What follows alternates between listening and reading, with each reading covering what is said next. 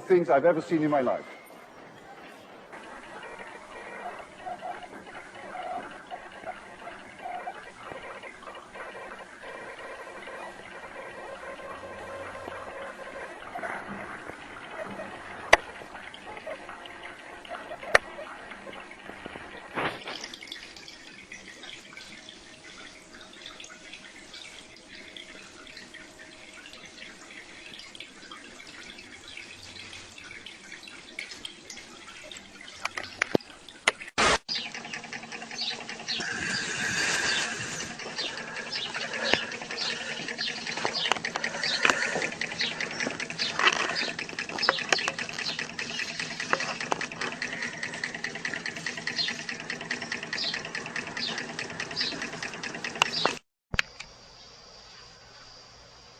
What we have here is a cup of boiling hot water. Just boiled that in the microwave. And we also have a Stirling engine here. The concept is pretty simple. The heat from the boiling cup of water creates hot air in the Stirling engine cylinder. That air rises, and as it rises, it turns the flywheel. And as the air reaches the top of that cylinder, it cools off, and the flywheel keeps turning around. This Stirling engine can run about 25 minutes, maybe half an hour on 1 cup of boiling water. Can be tea, could be coffee. Nice thing to have on your desk to remind you of some of the different ideas out there for creating energy.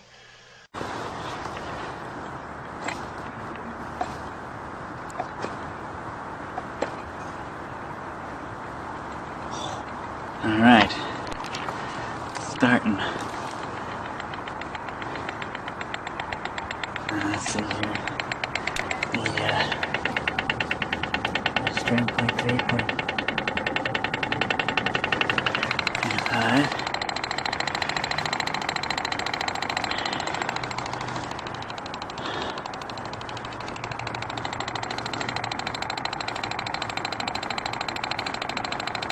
What reading do you have? 0.6. No, you do better than that.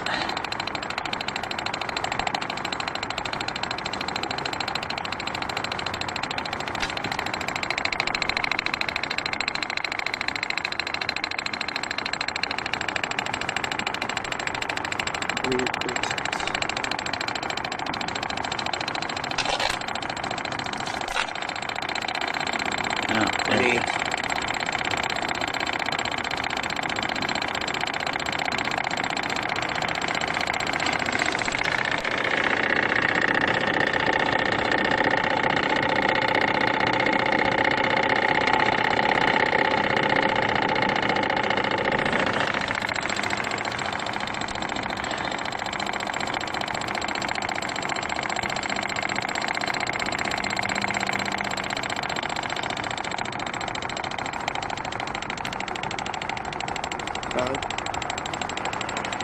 Yeah, a little cloud filament.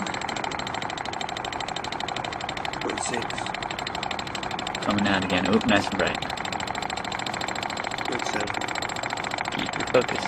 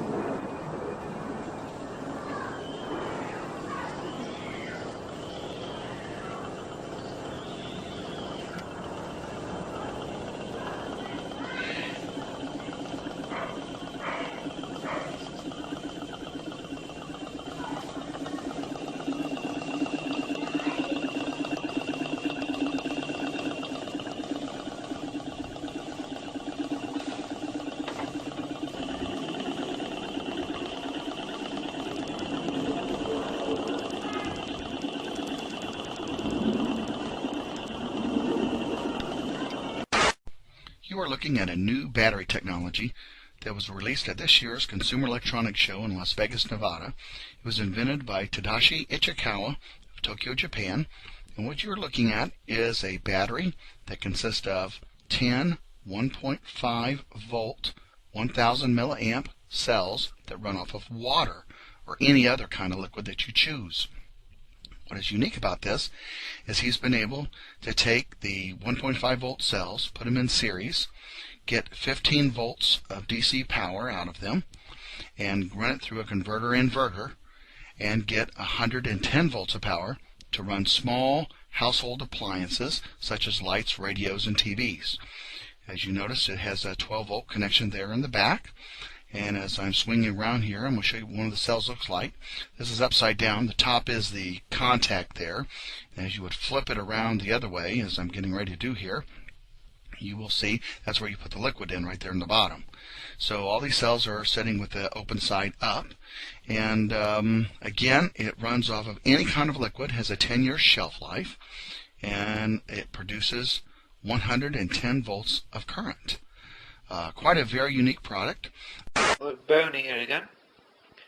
I've just made these batteries out of water and Miracle Grow in them. I've done the copper and zinc arrangement, so it's a little bit different. If you can see. Obviously you've got copper on the right, zinc on the left, bolting them together with a bolt. Right. There's actually two batteries here. There's 14 pots there. That's producing around about 13 volts nearly. And then there's another row, same again, about 13 volts nearly. And I've wired them both in series so they're giving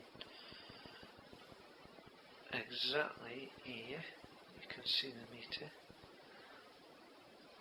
12.97 volts altogether, but the ampage should be quite high on this. Right, I mean, this is my 1 watt LED bulb, which you've seen before. It's not lit at the moment. Right, this is just one bank of batteries. This is. There we are. You can see it lit up. Now, the voltmeter's just dropped down a little bit. Should drop down a bit more than that really. Right. So that's lit. Right, I'm going to connect the other bank of batteries now. Or should I say the other bank of pots. And you'll see the ampage builds up and the brightness goes brighter. Now guys, this is just moving on from the film canisters. I've decided to upgrade to the ice tray Mark II. And what I've done there is just put in 10-cent pieces, copper 10-cent pieces, zinc galvanized iron. Got tiny little neodymium magnets there to act as a link, a bridge there to, instead of a wire. I don't like using wires much. So it goes all the way around, comes back to here. Copper positive and zinc negative. And I'm getting about 12 volts out of this baby. You can see there, oh, it's up to 14 volts now. And that's just from putting them in series, salt water, followed on top by equal parts spirit of salt and vinegar. Watered down, of course, both of those before they're mixed. And that's nothing surprising to me. I expected to get about 12 volts out of that. I'm getting 14. But what really I was interested in was raising the amperage, and that's done through adding the spirit of salt and the vinegar, it seems.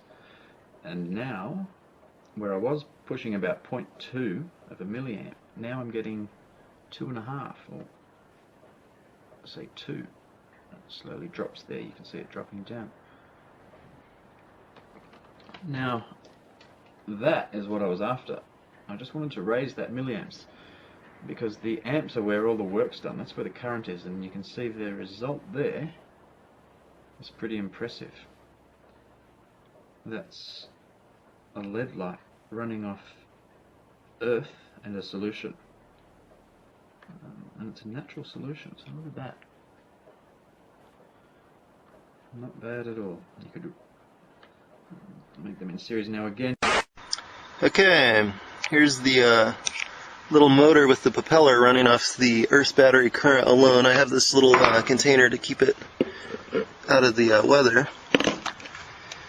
But you can see here that it's just spinning away. It's pretty cool because I don't have a capacitor or anything hooked up to it. I've got the negative wire runs up here and it comes over here, and I've got it going down to the ground here, and I've got my magnesium ribbon running up that ditch that you see right there. I don't know if you can see, it's just 2-3 inches under the soil. But yeah, that runs up over to here, and that forms the negative connection. And my positive line runs across here. I have them going into the ground set at 24 feet apart. But my positive goes into the ground here.